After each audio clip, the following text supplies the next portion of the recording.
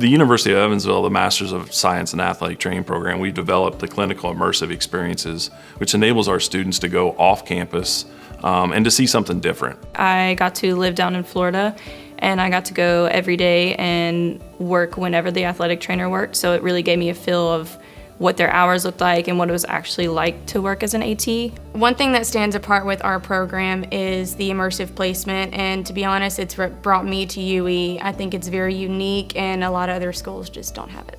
So when we do clinicals here at UE, we kind of go around classes and we only go in for like a few hours just to do practice and stuff.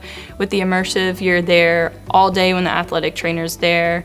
You're there with the athletes every day, and you do classes online, but it's on your own time, so you really fully get yourself into athletic training. We've tailored it to, if the student wants to see gymnastics, we've reached out to schools that have gymnastics. But it's been really rewarding for our students to see outside of the normal things in the Midwest, you know, some big time football, some big time gymnastics, anything the students want to see. We've kind of reached out to develop those relationships with the schools. I chose to do my clinical immersive at University of Florida because it was a chance to work with their gymnastics team, and I grew up doing gymnastics, so it was like a dream job to me. I chose to do my clinical immersive placement at Vanderbilt because it's an amazing experience to work with a D1 SEC soccer team that's at a well-established school. I did my immersive experience over the course of 2 semesters, which was really nice because I got to get to know the students, and a lot of them had played multiple sports, so I got to start during football and soccer, and then I got to transition into basketball, and now I'm going into softball and baseball, which is really nice because you get to know them, you get to see how their injuries progress and how they can come back to their sports and how they become better. I chose to do my clinical experience at the University of Florida football because I wanted to be with some of the most elite athletes in the collegiate setting. I worked with some great people where we were with them every day working hard, and it was a great experience.